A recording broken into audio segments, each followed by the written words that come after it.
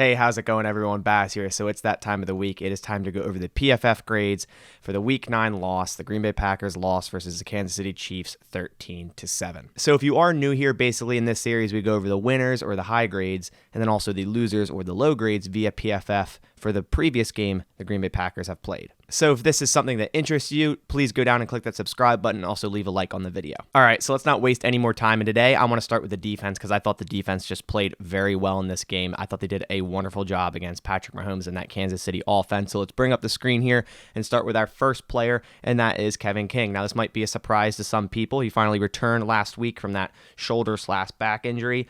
He was out 3 games, and he was Green Bay's highest graded defender yesterday. Now, Kevin King got pushed into that starting spot after Eric Stokes did hurt his knee in warm-up, so if that hadn't happened, I'm not sure if Kevin King would have started with Stokes, or Rasul Douglas would have started with Stokes, or it would have been Stokes and King. We're really not sure. We didn't get to see what they would have done. Stokes didn't play at all. Kevin King started right out of the gate. He was, like I said, the highest graded defender. He had a 79.2 overall grade, a 73.7 run defense grade, a 79.9 tackle grade, and a 77.8 coverage grade. He allowed 3 receptions on 6 targets for 21 yards and a quarterback rating of 58.3. And in Kevin King's last 2 games, being week 5 and week 9, he's been very solid. He's only allowed 38 yards total on 6 catches. And people want to keep hating on Kevin King constantly. It's like, oh, just cut King, cut King. Every time there's a cornerback, conversation, it's always hate on Kevin King, but he's valuable to this football team. He's been playing good the last 2 weeks, and he played really good last night. And by 2 weeks, I mean obviously his last 2 played games. But once Jaire Alexander does return, if he does return, the Packers will have a lot of starter-worthy cornerbacks. Eric Stokes, Kevin King, Rasul Douglas, Jaire Alexander, obviously Chandon being there in the slot. But that's definitely a good problem to have. Moving on to the second highest graded player here, we have safety Darnell Savage. Shout out Bear, Delaware. His best game of the year, his highest graded game of the year here with a 77.1 overall grade, 67.6 run defense grade, 78.2 tackle, and a 72.8 coverage grade. He allowed 1 reception on 4 targets for a negative 2 yards. He had 2 pass breakups, and he allowed a quarterback rating of 39.6. And Darnell Savage really stood out in this game. It seemed like he was really flying around the field there on defense. Pretty much anywhere the ball was, he was. He also had 2 tackles and 1 stop. And Darnell Savage has also been very good his last 2 games, not allowing a single yard in coverage in both of those games against Arizona here and Kansas City. And staying on the safeties page, Adrian Amos was the 3rd highest graded defender this game. Also a very good game by him. 70.8 overall grade, 55.3 run defense grade, 81.0 tackle grade, and a 71.3 coverage grade. He also had 2 tackles and 1 stop, and Adrian Amos didn't allow a single reception as he was targeted only once. And both safeties have played amazing in this game. Both safeties have been playing really good the past 2 games, and it's definitely one of these main reasons why the defense is flourishing right now. So I know a lot of people in the comments are going to be asking about Chris Barnes because he did show up big last night, making a lot of plays, a lot of good tackles. He actually had a 57.8 overall grade, although he did have a 71.6 run defense grade. And I think his low grade was due to his coverage. His coverage was a 46.2, and Chris Barnes allowed 4 receptions on 5 targets for 45 yards. I would assume a lot of those were Travis Kelce when he was just wide open in the middle of the field. Must have been his assignment, just wasn't there. But he had 7 tackles with 1 missed and 4 stops. I thought Chris Barnes played really well last night compared to some of the other games this season.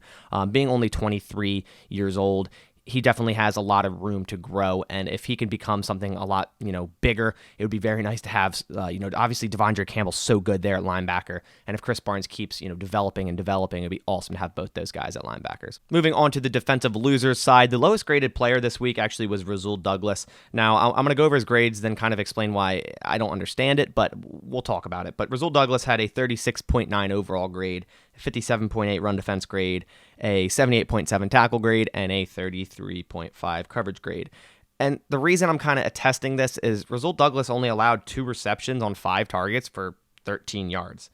But his coverage grade at 33.5 has to be bad for a reason. So I guess if you look at the all 22, maybe he's allowing guys open and Patrick Mahomes didn't see the receiver. That happened a lot last night where it looked like the Chiefs did have guys open and Pat Mahomes just straight up missed them. So maybe that was the case with Rasul Douglas. He also had that one holding call on Tyreek Hill. But overall, Rasul has been a very solid pickup for Green Bay. Obviously, last week, pretty much winning that game in Arizona, getting that interception on A.J. Green. Basically, when the Cardinals were going to score to win that game, he sealed it. He's been a very, very solid pickup for Green Bay. Been playing very well at corner, very physical, 6'2", frame, been using it wonderfully. Going forward, he's still going to see a lot of snaps here on this defense. Next up on the losers list is the man, the myth, the legend, Tyler Lancaster, second lowest graded player on this list. Seems like a recurring theme. He's always down here at the bottom. He had a 41.7 overall grade, 43.8 run defense grade, 69.6 tackle grade, and a 53.2 pass rush grade. Tyler Lancaster had 2 tackles, 2 stops. I did see one of those stops was in the backfield near the goal line, which almost ended in a safety. I did point that out during my stream, but other than that, I guess he didn't really do much else. He did have 36 snaps, and that's mainly due to Kenny Clark leaving this game with that injury. But TJ Slayton had more snaps than him in this game. He had 45 snaps, and Slayton played a lot better than Tyler Lancaster, so it should stay that way. If Kenny Clark is out for any extended period of time, the Packers should definitely look into signing someone, but going forward, TJ Slayton should be getting a lot more snaps than Tyler Lancaster. Now flipping over to the offensive side of things, where offense really didn't do much last night. Now that was kind of to be expected, although the Kansas City Chiefs defense isn't good.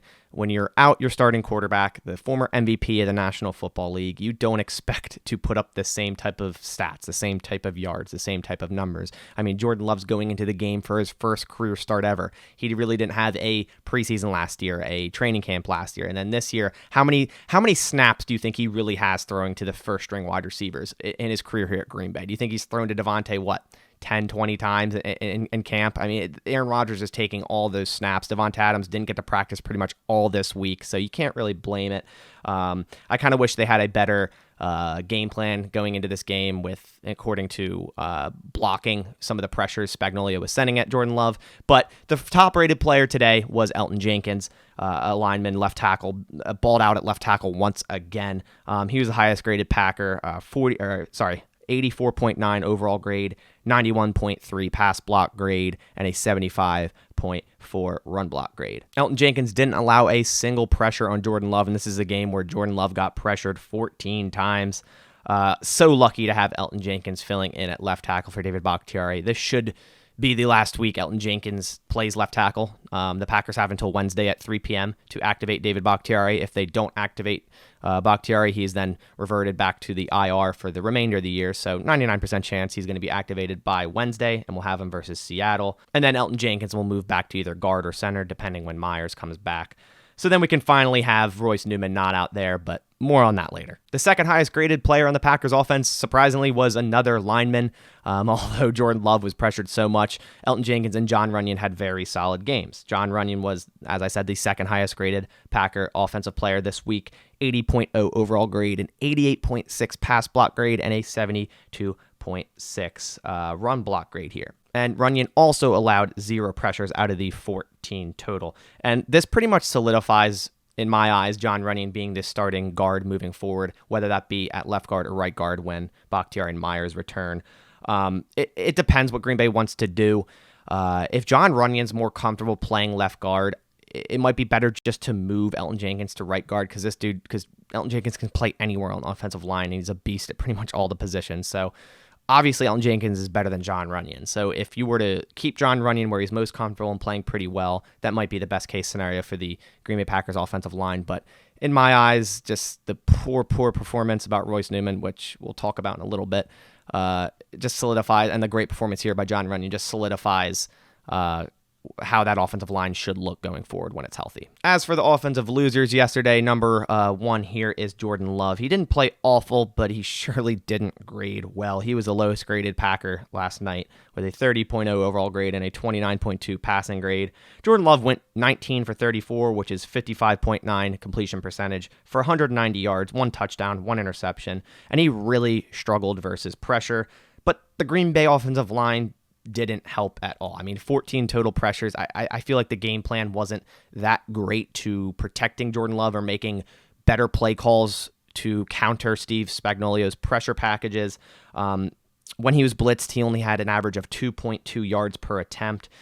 Jordan Love didn't play bad when he wasn't blitzed. I mean, he played pretty good. He was 12 for 16, 150 yards, and a 9.4 yards average per attempt. But overall, you cannot evaluate a player's career, a future career, off of 4 quarters of football. I cannot stand seeing comments and all these people on Twitter like, oh, Jordan Love is a bust. Like, you guys have such a want for people to be busts for some reason. Like, it's the same people that thought Aaron Rodgers was going to be that, and oh, they shouldn't move on from Brett Favre, or Devonta Adams in his second year, oh, we should cut him for Jeff Janis. Just calm down, take a chill pill. He played 4 quarters of football, his first ever 4 quarters of football, in the loudest stadium in the history of sports in the entire world. Calm down. Next up for the offensive losers is Royce Newman, and you know the drill. He's talked about pretty much every week.